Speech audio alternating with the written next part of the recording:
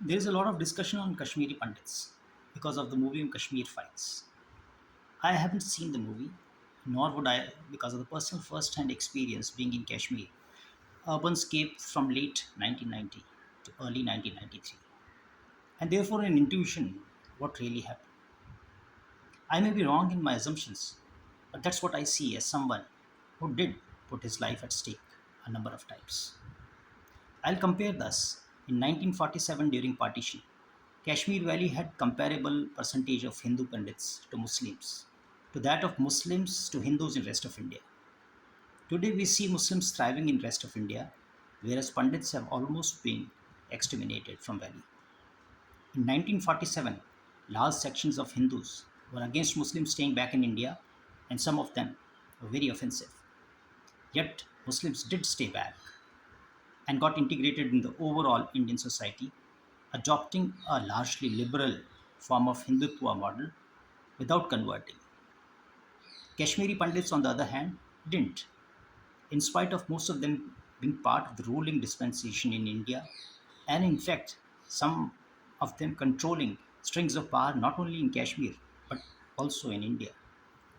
Mostly were very well off, and it was a favored community during Dogra rule, and getting opportunities to educate and thus holding plum jobs in Kashmir and in central government, which naturally made them large landholders too. Period of late 40s in India, including Kashmir, was a period of uncertainty and decision dilemma for minorities. Indian Muslims continued to hang in whatever way they could, and community being diversely endowed could manage to stick together and amalgamated in the larger Indian public life. Why couldn't Pandit do the same needs a deeper analysis. And in my view, foremost of it is absence of militarism or ability to hold each other's hand, largely because of economic prosperity and limited hands-on ability to work other than earning from mandirs, government jobs and farming. With land reforms of 1950, majority of Pandits left Valley to settle rest of India, primarily Delhi, Jammu and Mumbai. The percentage left behind dropped to alarmingly low during this period. Now cometh 1990, and the story you all know well.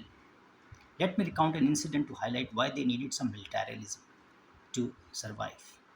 In 1990, post Babri Masjid incident, a large number of Hindu temples were vandalized and burned in Kashmir Valley.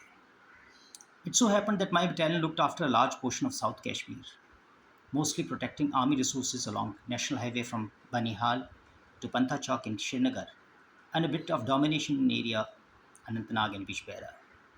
Being youngest officer, I was detailed to accompany a group of young Kashmiri boys who had come to recover idols from their village mandirs, whatever they could recover.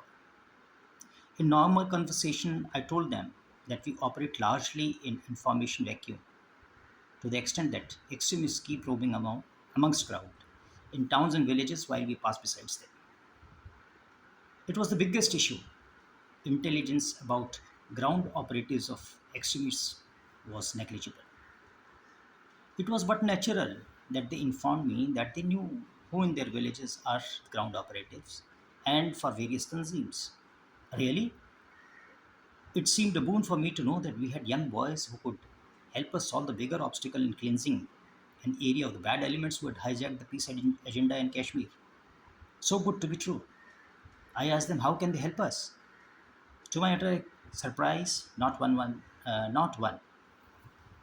I'll repeat this. To my surprise, not one was willing to give one name. To the extent that someone amongst them told me, "Why should we do the army's work?" I wasn't impressed. I felt people who suffered so much should lead the fight against common enemy by using all resources they could muster. Community or a nation needs to have some militarism in civil society that it can defend itself when the time comes. How much can a nation depend on its forces to be the line of defense everywhere? It may so happen that the last line crumbles. So the last line has to be last man standing in the street. In my view, good life had robbed the Kashmiri Pandits of what was critical to survive, a spirit to fight back.